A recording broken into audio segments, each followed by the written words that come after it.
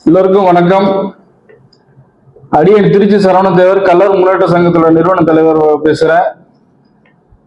இந்த காணொலி இந்த பதிவு எதற்காகனா, நேற்றைய தினம் திருநெல்வேலி மாவட்டத்தில் சாதி மறுப்பு திருமணம் நடந்ததற்காக அந்த மார்க்சிஸ்ட் கம்யூனிஸ்ட் கட்சி அலுவலகத்தை தாக்கினதாக சொல்லி, அதுக்காக வெள்ளாளர் முன்னேற்ற சங்கத்தில் உள்ள பொறுப்பாளர், மாநில பொறுப்பாளர் மரியாதைக்குரிய சகோதரர் பந்தல் ராஜா மற்றும் சங்கத்துடைய பொறுப்பாளர்கள் ஒரு 13 பேர்கிட்ட கைது செய்யப்பட்டிருக்கதா தகவல் நியூஸ்ல எல்லாம் வந்திருக்கு, எல்லாரும் பார்த்துருப்போம். அதாவது மார்க்சிஸ்ட் கம்யூனிஸ்ட் கட்சிங்கிறது ஒரு மிகப்பெரிய கட்சி, எவ்வளவு பெரிய ஒரு சித்தாந்த கொள்கைகளை கொண்ட ஒரு இயக்கம். இன்னைக்கு மார்க்சிஸ்ட் கம்யூனிஸ்ட் கட்சி அலுவலகத்துல இன்னைக்கு என்ன வேலை பார்த்துட்டு இருக்காங்கன்னு ஒண்ணு எல்லாத்தையும் தெரியும் நினைக்கிறேன். இது என்ன, அதாவது சாதி மறுப்பு திருமணம். நேற்று கூட அந்த திருநெல்வேலி மாவட்ட செயலாளர் ஸ்ரீராம் நினைக்கிறேன், அவர் இதுல பேட்டி கொடுத்துருக்காரு. என்னன்னா, சாதி மறுப்பு திருமணத்திற்காக எங்களுடைய அலுவலகம் எப்போதும் திறந்தே இருக்கும் அப்படின்னு பேட்டி கொடுத்துருக்கிறாரு. கம்யூனிஸ்ட் கட்சி கட்சி நடத்துறாங்க இல்ல வேற வேலை எதுவும் பாக்குறாங்கன்னு தெரியல. அதுக்கு பேசாம திருமண தகவல் மையம் நீங்க வச்சுட்டு போயிடலாமே. அதாவது ஊருக்குள்ள தாலி வைக்க போராட்டம் நடத்தினாரு யாரு, வீரமணி அவர்கள். ஆனா அவரோட பொண்ணுக்கு பாத்தீங்கன்னா யாக வளர்த்து ஐயர் முன்னாடி தாலி எடுத்து கொடுக்குறாரு கல்யாணம் பண்றதுக்கு. அப்போ ஊருக்கு தான் உபதேசம், அவங்களோட உபதேசம் எல்லாம் ஊருக்கு தான் அவங்களோட உபதேசம். சாதி மறுப்பு திருமணம் அப்போ முதல்ல தாலி இருக்கிற போராட்டம் இதெல்லாம் முதல்ல நீங்க உங்க குடும்பத்துல பண்ணுங்க. உங்க குடும்பத்துல உங்க பிள்ளைய, உங்க பெண் பிள்ளைய, உங்க பிள்ளைங்களுக்கு முதல்ல நீங்க செய்யுங்க. அதுக்கப்புறம் ஊரா விட்டு பிள்ளைய கல்யாணம் பண்ணி வைக்கிற நீங்க யார் முதல்ல? உங்களுக்கு என்ன இது இருக்கு? அதாவது சாதி மறுப்பு திருமணம் எங்க அலுவலகம் திறந்தே இருக்குன்னா அப்ப ரீசார்ஜ் மூடிடலாமா? இப்ப ரீசார்ஜ் எதுக்கு இருக்கு? அப்ப நீங்களே எல்லாம் பண்ணிடுவீங்களா? அதாவது மரியாதைக்குரிய தமிழக காவல்துறையா இருக்கட்டும், மாண்புமிகு தமிழக முதல்வர் அவர்கள் இதெல்லாம் கருத்துல கொள்ளணும். அதாவது முதல்ல ஜாதியை ஒழிக்கிறேன்னா மார்க்சிஸ்ட் கம்யூனிஸ்ட் கட்சி மாவட்ட செயலாளர் ஸ்ரீராம் அவர்கள் ஒரு வேலை கொடுக்குறேன்.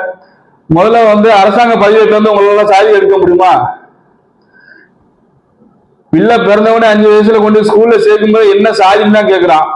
என்ன சாதின்னு கேட்டுதான் முதல்ல ஜாதி சர்டிபிகேட் அடுத்து கொடுக்குறான், அதுக்கடுத்து ஸ்கூல்ல சேர்க்கிறான். நீ முதல்ல அரசாங்க பதிவேட்டுல இருந்து ஜாதியை முதல்ல நீக்கிறதுக்கு அதுக்கான வழிமுறைகள் முதல்ல தேடு. அதுக்கடுத்து நீ பேட்டி கொடுக்கலாம். எப்போ நாங்க ஜாதியை ஒழிப்போம், ஜாதியை அழிப்போம். இதெல்லாம் வெள்ளைக்காரன் காலத்திலே ஒழிக்க முடியல.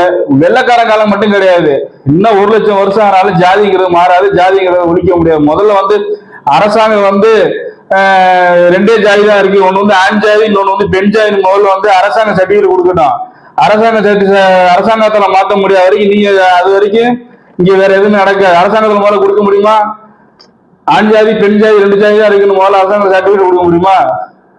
இந்த கண்துடைப்பு போராட்டம், இந்த கண்துடைப்பு, இந்த ஊரை ஏமாத்துறது, கிட்டத்தட்ட உங்களோட போலியான முகமெல்லாம் கிட்டத்தட்ட 75 வருஷமா உங்களோட வேலையெல்லாம் எல்லாத்தையும் மக்கள் பார்த்துட்டு தான் இருக்காங்க. இனிமேல் ஏமாற யாரும் முட்டா கிடையாது. அதே மாதிரி இந்த இளைஞர்கள், பெண்கள் நல்லா ஒன்று புரிஞ்சுக்கங்க. இந்த மாதிரி ஒரு கூட்டம் நான் கல்யாணம் பண்ணி வைக்கிறேன், நான் ஜாதி மறுப்பு கல்யாணம் வைக்கிறேன், ஒரு நாள்ல வருவான். ஒரு நாள்ல இந்த வேலையை செஞ்சுவிட்டு அவங்கள வாழ்த்துட்டு போயிடுவான். அதுக்கடுத்து வாழ்நாள் முழுக்க நீ தான் கஷ்டப்படணும். இதெல்லாம் நீங்க பார்த்து தெரிஞ்சுக்கணும். பொம்பளை பிள்ளைய பெற்று வளர்க்குற பெற்றோர்கள் பிள்ளைங்களை சொல்லி கொடுத்து வளர்க்கணும்.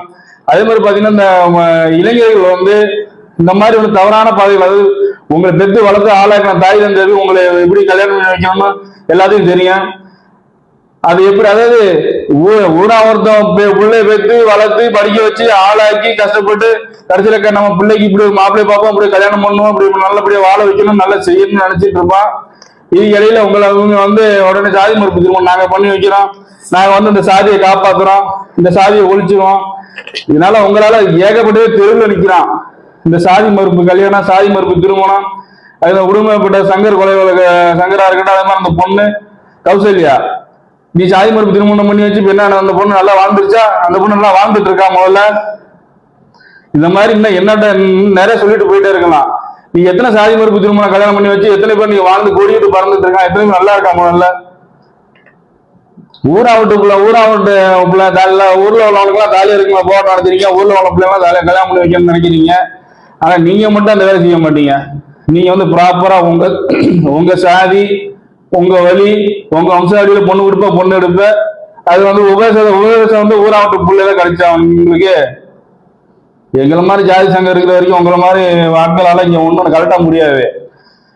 மரியாதை காவல்துறையா இருக்கட்டும், தமிழக அரசுன்னு சொல்றேன்,